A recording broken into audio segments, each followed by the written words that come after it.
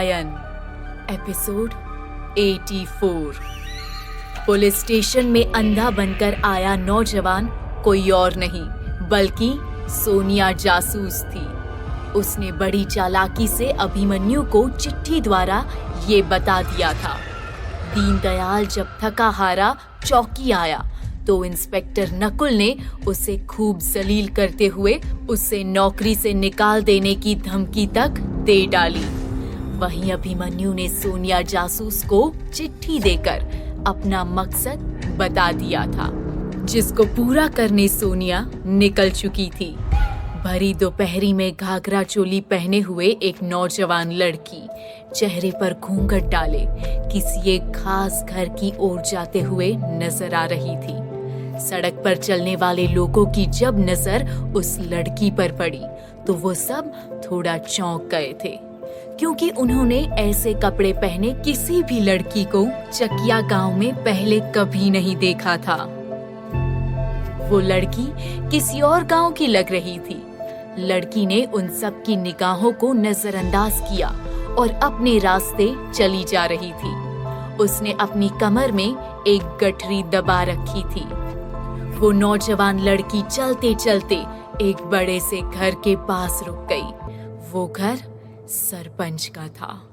उसने चारों तरफ से घर को अच्छी तरीके से देखा और फिर दबे कदमों से जाके घर का दरवाजा खटखटाया।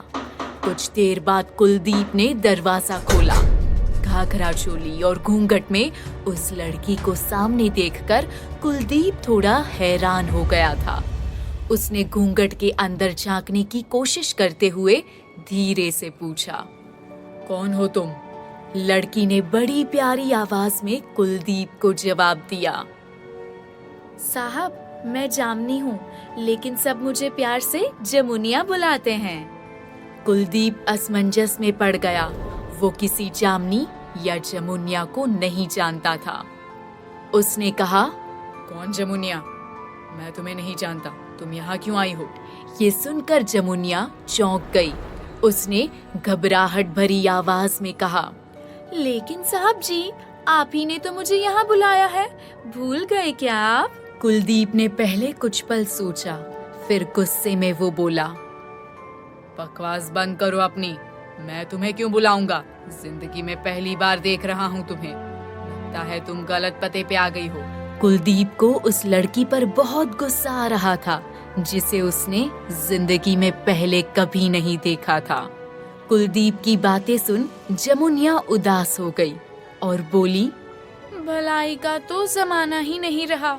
सोचा था 2 पैसे कमाऊंगी, पर कोई बात नहीं, मैं कहीं और काम ढूंढ लूंगी। और भी घर होंगे इस गांव में जहां नौकरानी की जरूरत होगी। ये कहकर जमुनिया वहां से मुड़ी और जाने लगी। कुलदीप ने उसकी बातों पर गौर किया और अचानक से उसे कुछ सूझा। उसने जमुनिया को आवाज लगाते हुए कहा, रुको। जमुनिया फौरन मुड़ी और कुलदीप ने उसको अपने पास आने को कहा। जमुनिया फौरन से कुलदीप के पास आई।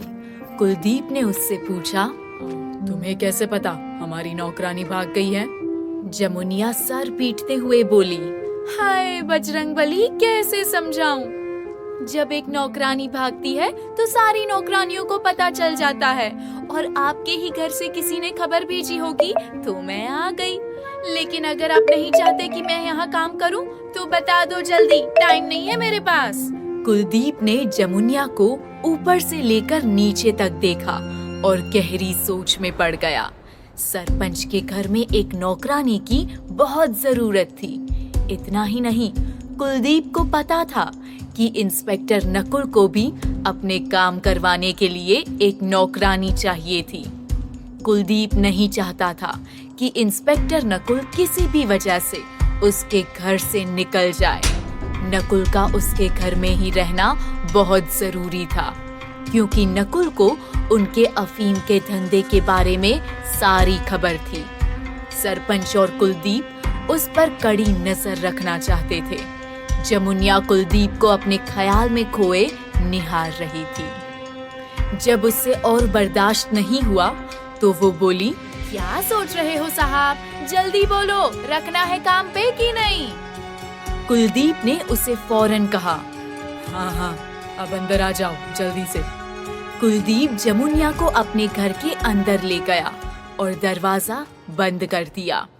वो चिंता कर रहा था कि कहीं जमुनिया अपना मन ना बदल दे। जमुनिया कुलदीप के पीछे पीछे चले जा रही थी। घूंघट के अंदर उसके चेहरे पर एक हल्की सी मुस्कुराहट थी। उसकी तेज नजर घूंघट के अंदर से पूरे घर का मुआयना कर रही थी। जमुनिया ने देखा कि सरपंच का घर बहुत ही बड़ा था और एक बड़े से हॉल के पार एक गलियारा था जहां कई सारे कमरे बने थे। जमुनिया ने उस तरफ इशारा करते हुए पूछा, वहां कौन रहता है साहब? कुलदीप की नजर उस गलियारे वाले कमरों पर गई। वो हैरानी से पलटा और घूर के जमुनिया को देखते हुए बोला, कोई नहीं, वो कई सालों से बंद पड़ा है। जमुनिया को लगा अभी ज्यादा सवाल जवाब करना ठीक नहीं होगा, इसलिए उसने और कुछ नहीं बोला और चुपचाप कुलदीप के पीछे फिर चलने लगी। कुलदीप उसे घर के दूसरे हिस्से में ले आया था जहां एक छोटा सा आंगन था और आंगन के साथ ही एक छोटा सा कमरा। कुलदीप ने थोड़ी सख्ती से कहा, यहाँ हमारी पहली नौकरानी रहती थी, तुम भी आज से यहीं रहोगी। जो भी खाना हो उस कमरे में ही बना लेना। वहाँ एक छोटा सा चूल्हा भी है और कुछ भी चाहिए तो बता देना। जमुनिया ने कहा, ठीक है साहब, और हाँ, काम कब से शुरू करना है? कुलदीप ने जवाब दिया, वो आएंगी और तुम्हें सब बता देंगी, तुम अभी यहीं रहो। ये कहकर कुलदीप वहाँ से निकल गया।